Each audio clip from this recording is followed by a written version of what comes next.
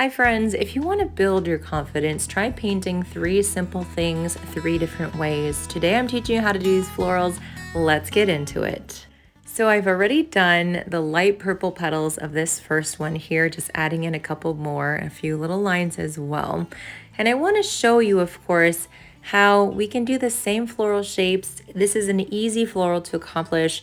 If you are lacking confidence and not really sure what to paint, not sure what your art style is, this is the activity for you. I'm just grabbing now some bright orange here. We're gonna do the same type of thing. I'm using a number 12 round brush. This is from Christy Rice. And my description is going to show all the details, all of the items here. If you want to check out the supplies I'm using today, I have my Mei Liang student grade watercolor paint and I absolutely love it. So for this third floral, I decided let's go ahead and make this a multicolored petaled floral. So I've got some pink and now we're gonna add in some purple to our petals here. And I'm just going with a really loose style. Let's do some blue too, because why not? And allow those colors to blend together. These are all gonna blend well and make various shades of purple anyway, so feel free to just enjoy this process. So sometimes we're trying to figure out what our art style is, grabbing a dagger brush here for the greens, and I'm gonna do 3 different colors of green as well. And so it doesn't mean that we don't have an art style. We're just, trying to figure it out, haven't gotten there yet. And so I encourage people just to try taking one subject and paint it 3 different ways, paint it 3 different times, and use the different styles that you've seen that you feel attracted to. Just go on Pinterest and type in whatever medium, watercolor florals or acrylic trees, and just see what really captures your eyeballs. Then make some boards, pin those pieces to the board, and find out what is the style that keeps coming up over and over that you love. Try painting that way and see if you find that's something that you really enjoy. Now I've added some splatter and allowed these to dry, and we're gonna start with the details, people. So one way we can start with the details, you can even see that my leaves have different styles as well as colors, all the things. So I've got a number 2 round brush, Princeton Heritage here, and I am just doing these lovely thin sketchy lines, of course, for the center of the floral. And then I'm gonna start adding in the pizzazz. So this really dark saturated paint, which means lots of pigment, very little water to that ratio.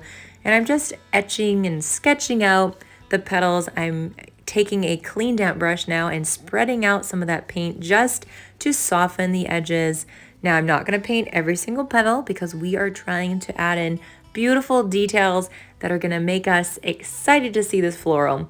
We want to show that there's a layering of petals, there are shadows, there is texture, and this is one style in which you can paint.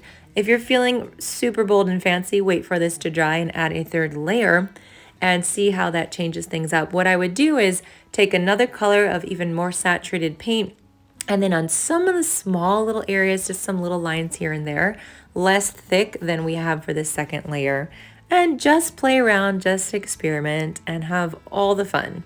So for our 2nd floral here, the orangey one in the middle, which is, I don't know, kind of calling to me right now, we're gonna do a simple dark middle. And that's going to be the layer here. So I've got my brown just kind of swirling around that color just to get a nice concentrated amount.